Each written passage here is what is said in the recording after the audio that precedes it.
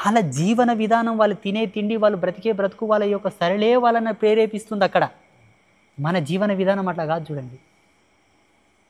అందుకే మన పెద్దవాళ్ళు, మన మన పూర్వీకులు, మన గురువులు, మన స్వాములు, మన వేద ధర్మం, మన శాస్త్రాలు, మన పురాణాలు మనకు ఒక అమృత సమానమైనటువంటి కల్పవృక్షాలు.